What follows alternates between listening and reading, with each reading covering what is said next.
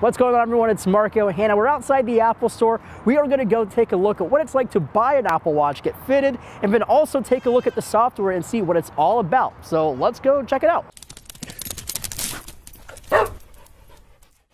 Alright, so the Apple Watch is now available for pre-order, and while these dates have been pushed back, you can go ahead and schedule your appointment to try these things on. And since this is such an expensive watch, I was really hoping that Apple was going to do something special like this. So how this whole experience works is you walk into the Apple store, you speak with one of the representatives about your appointment, then when it's your time to go in, they'll come and get you and bring you over to a table and ask you things like which arm are you planning to wear it on and which watches you want to try on. Now, our Apple employee was very accommodating to our more than usual trial since we all wanted to shoot this on video, but a huge shout out to Danny Winget for helping me out with the camera work and as well as some wrist modeling. Now, my first overall impressions of the Apple Watch is really the size and how small they are. At first, I had a 42mm watch put on my wrist and I seriously asked the question, so this must be a 38mm, but it wasn't. Then I actually did try a 38mm watch and I immediately asked for it to be removed off my wrist. These things are absolutely tiny, especially when compared to any of the Android Wear smartwatches. But the fit and finish of the watch, like the aluminum casing on the Sport and the stainless steel case on the watch, were both top notch. Now moving on to the bands, now one of my favorite bands happens to be the leather loop, which is also the one I pre-ordered for myself. Another favorite is the Stealth Black Space Gray Sport on Black Sport band, which is also one that I pre-ordered. Now I was really skeptical on this bracelet, the Milanese metal loop,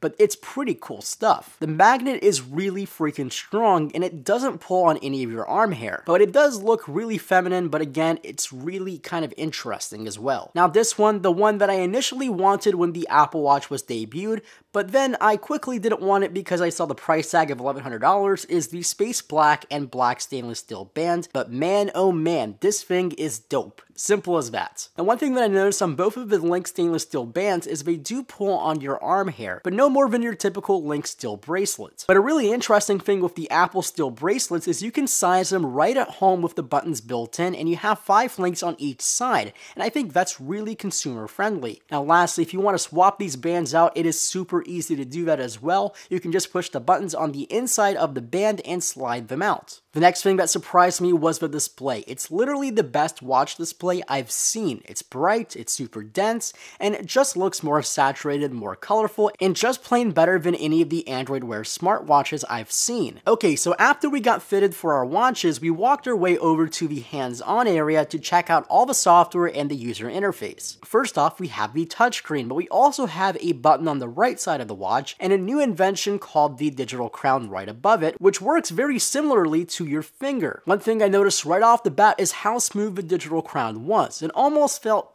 too smooth, like it wasn't tight enough, but that meant really good scrolling feedback. It knew exactly how fast I wanted to move, but it can also be as accurate as ever when you want it to. So the Apple Watch basically runs this interesting software that has independent full applications streamed from your iPhone. They will show up here in this circular springboard type of place. You can move around, you can use the digital crown to zoom in and zoom out, and you can either tap on the icon or zoom all the way in with the digital crown to open one of these applications. Now you also have applications like Apple Maps, and somehow it works, but I'm not exactly sure how useful it will be. You can zoom in and zoom out with the crown. You can also speak in destinations and have it give you turn-by-turn navigation. We'll definitely have to wait and see how it works in the real world when we get our unit shipped to us. Now, Apple has also included Force Touch on the new Apple Watch, and a good example of how that works is in the Apple Watch face. If you Force Touch on the Apple Watch face, or basically press a little more firmly, you enter the watch face selector and can also edit your watch faces with different colors and different pieces of information. You're also notified of the Force Touch with the best haptic engine I've ever felt on a smartwatch. Now back at the watch face, you can swipe down to go into your notifications and see all your missed notifications, and if you have any messages, you can either reply to them or simply dismiss them like you would do on your iPhone. If you swipe up from the watch face, you go into Glances, which gives you a whole host of options. You can see glances from your loaded applications, and you can also see settings and battery saver modes. This all works very similar similarly to Android Wear, but they really have an Apple feel to them. Now, a lot of people are going to want to know how it's like to use the Apple Watch to respond to people's text messages. Well, actually pretty darn well. When you get a message or want to respond to a message, you are greeted with preloaded responses,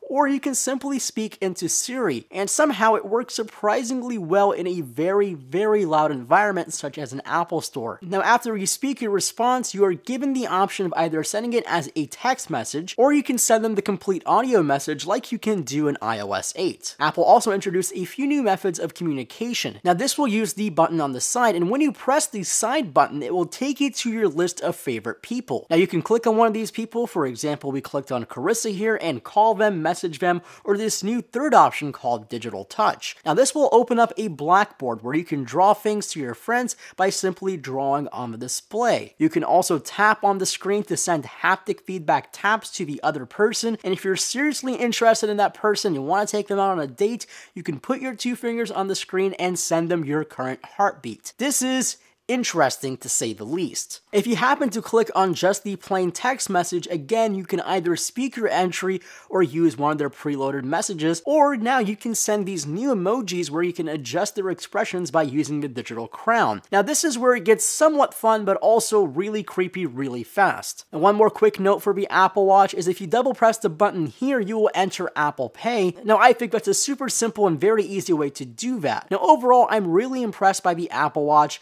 but it does seem a little too complex and more complex than Apple typically is with their products, but again, I cannot say definitively until I get one of these things on my wrist for a few days. The screen's great, the buying experience is excellent, and the software for the most part is really good. The hardware though is on a completely different playing field, and in my opinion, that's really why the Apple Watch can get so pricey. The stainless steel and sapphire display is a luxury timepiece, but I still think the Apple Watch Sport is a fantastic option. I just have a little uncertainty over the durability of that Ion X glass. But I'd definitely like to know what you guys think about the buying experience, the fitting experience, and also the hardware and software. Make sure to leave your comments below. Also, make sure to subscribe and give this video a thumbs up. And as always, my name is Marco Hanna, and I'll catch you guys in the next video.